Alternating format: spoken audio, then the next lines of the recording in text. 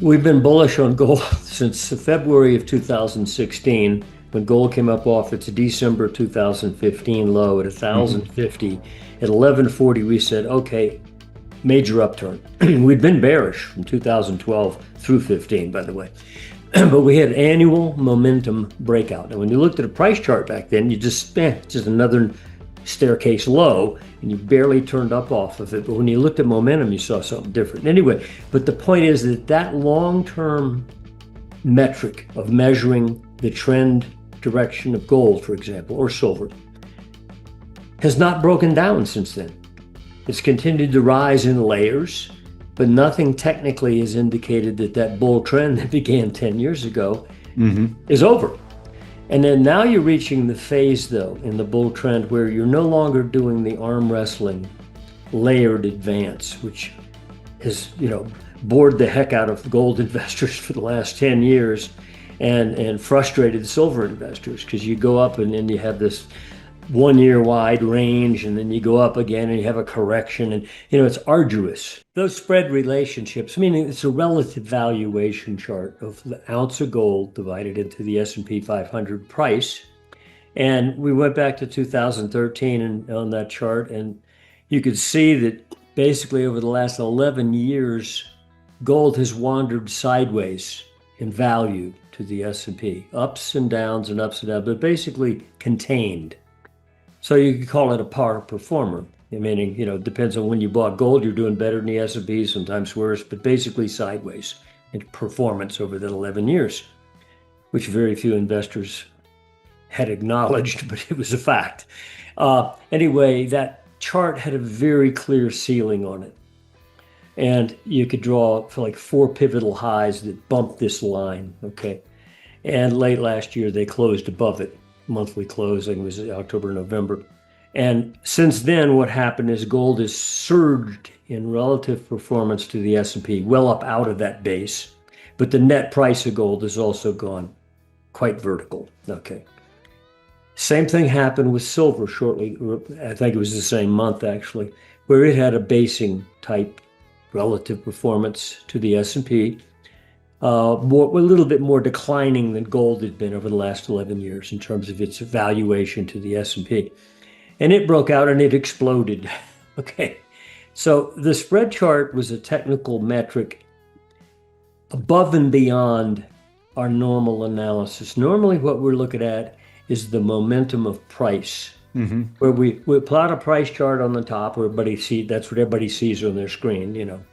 And below it, we plot a momentum oscillator, which takes that price chart and oscillates it versus certain moving averages, and in this case, long-term averages. And that's already been in a bull market. We know, silver and gold been going up for quite a while. So the issue is, well, why did they suddenly go berserk?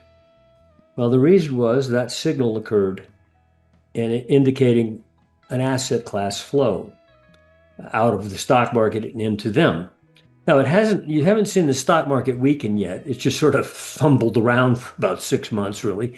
But Right. you've seen some kind of money flow suddenly said, okay, we're moving out of this neutral pattern. We're going into monetary metals. So somebody's waking up. And Yeah. that caused that push effect. Behind these moves is more than what the charts show. It's momentum. Long-term oscillators had already been signaling that gold and silver were in a slow-building bull market. The breakout, however, revealed something deeper. Capital was quietly rotating out equities and into precious metals. Even as the S&P and Nasdaq held their strength, underlying fund flows pointed to rising unease beneath the surface. That shift in positioning magnified price action, driving a sharp, almost vertical surge in gold and silver. This wasn't the exhaustion of a bull market. It was acceleration.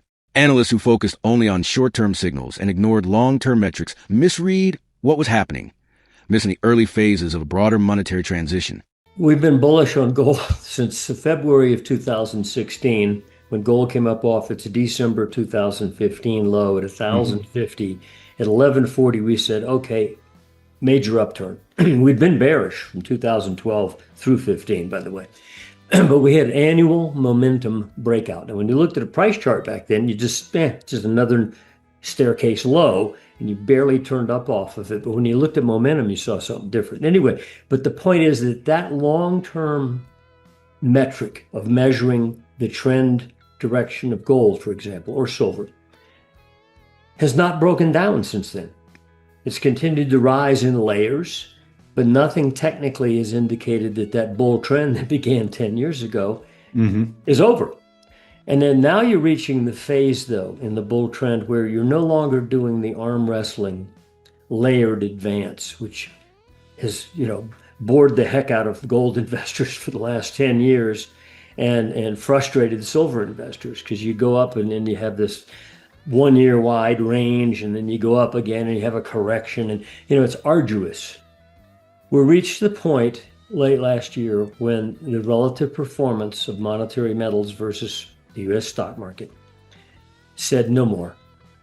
We're now going to leave the earth compared to you. We're leaving you behind. And that's the point at which it's indicating at least an initial shift by normal portfolio managers, fund managers, that are saying, hey, Morgan Stanley said 60-40 is no longer good. It's now 60%, 20% bonds, 20% gold. And that was a huge intellectual admission on their part that the old reality was wrong. Okay? And that UST bonds are not, the other alternative, that the stock market instead gold is. I disagree with their weighting, but at least it was an admission. Well, some money has started to flow, and you can measure it. You can see it. Institutional recognition of gold's renewed relevance is beginning to unsettle long-standing portfolio assumptions. Morgan Stanley's acknowledgement that the traditional 60-40 allocation may no longer be sufficient reflects a broader reassessment of risk. Bonds are losing their defensive role, the U.S. dollar is weakening, and investors are increasingly turned to gold and silver as credible alternatives. The shift remains subtle, but it is measurable. Capital is starting to move into a sector long viewed as small and peripheral. When even modest inflows enter constrained market, the result can be sharp, vertical price advances that defy conventional bull market logic. Comparisons to the 2011 silver spike or the 1980 gold surge provide useful context, yet today's monetary backdrop is fundamentally different.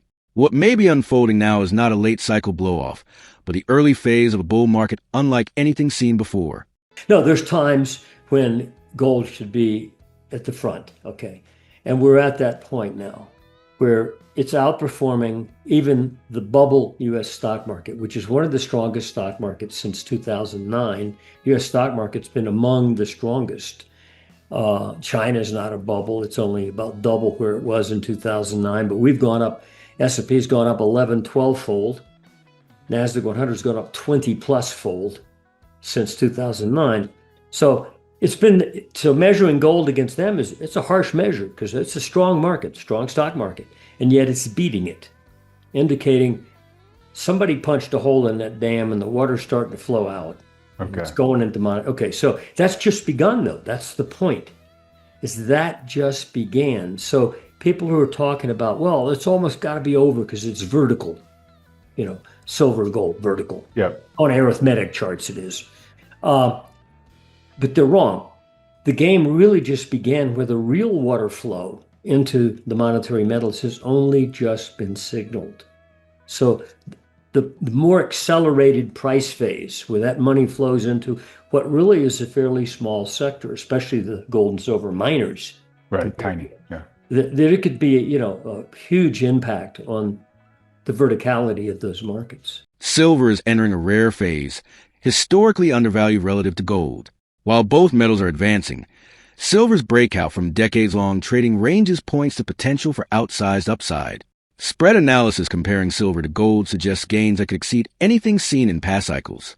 Previous spikes in 1980 and 2011 delivered rapid double and triple-digit percentage moves within months. Yet today's valuation implies the next advance could far surpass those episodes. On a logarithmic basis, extreme scenarios project swing targets well above $500 per ounce. Even conservative outcomes imply sharp acceleration. Short-term corrections are likely, but the dominant trend remains a powerful revaluation of silver, driven by a rare alignment of technical structure and monetary forces. Our assessment on that, one, this is not a normal bull market. So using old standards of verticality and saying, well, in 1980, we had this surge, huge surge in the tail end of that move.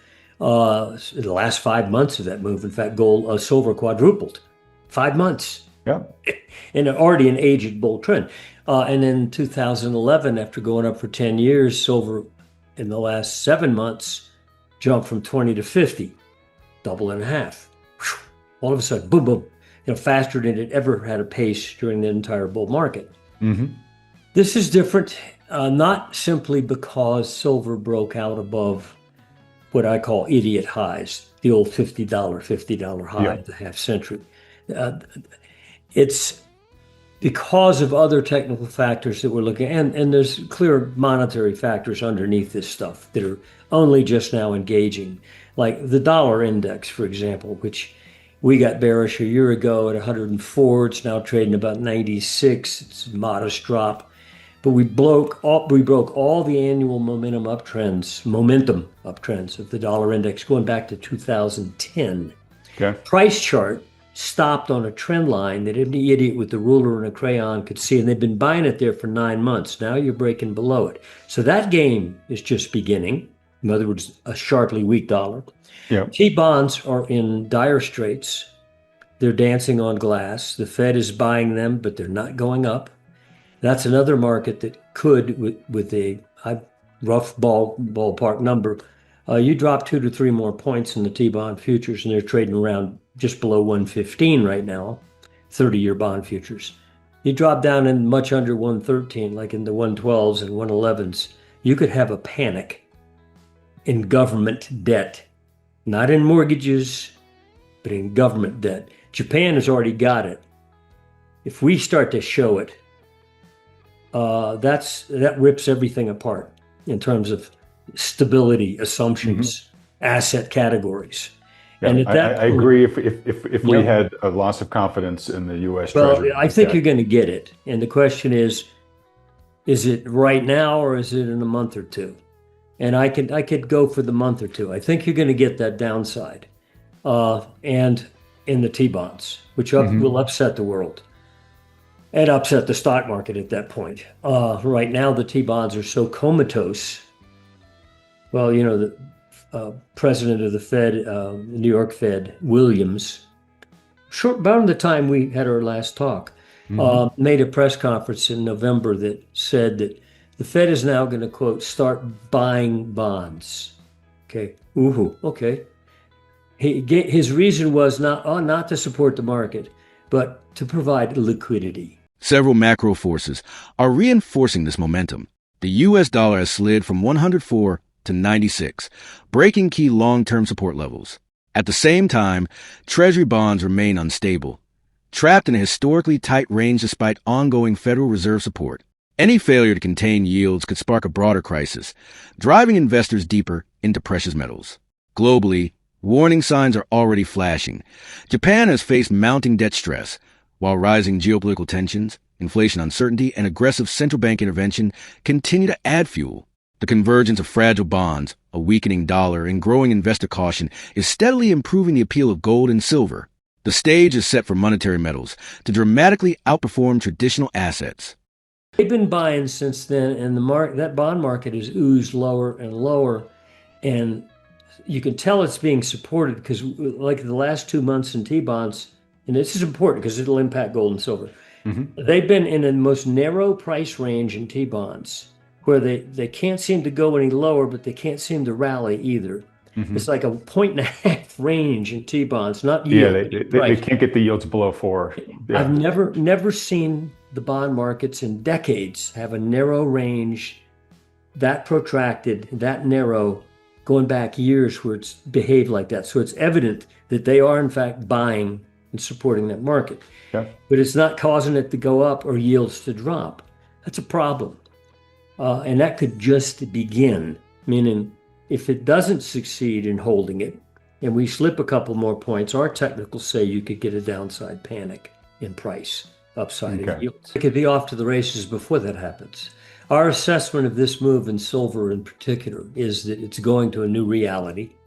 I can give you umpteen long-term verbal reasons why, charts included.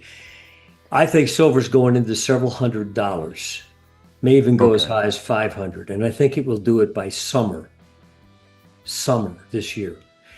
These accelerated moves in silver, even the ones that occurred in that compressed 50-year, half-century antiquity range that surged up to $50, they occurred in a couple quarters where silver went ballistic and reached the top of that range.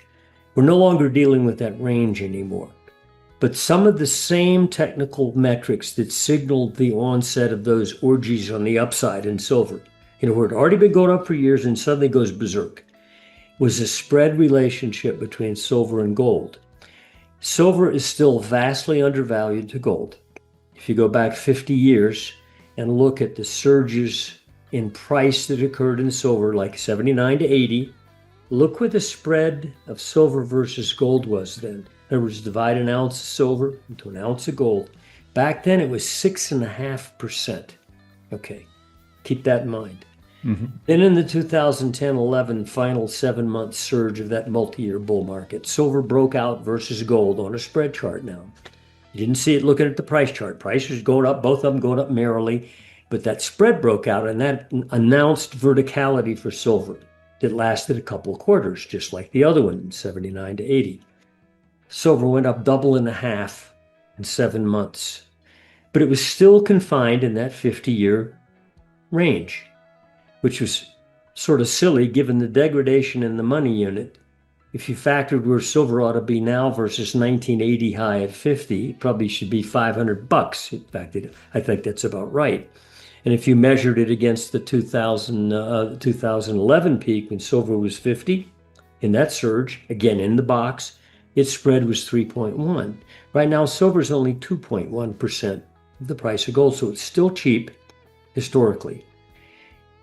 We are arguing that not only has silver broken out of its range and likely to have an orgy on the upside that mostly gets done within a couple quarters, counting again from the November close last year. So December, January, we're only 2 months into this couple month thesis. Mm-hmm. We appear to be in the opening chapters of what could become a historic bull market in precious metals. Short-term pullbacks are inevitable, echoing the pauses seen in 1980 and 2011, but they are typical within a larger, advancing trend. Technical indicators, spread dynamics, and macroeconomic signals are converging, pointing to potential for sharp, vertical moves in both gold and silver. Volatility should be expected, but the primary direction is unmistakable. Capital is already rotating toward monetary metals, and that shift is gaining momentum.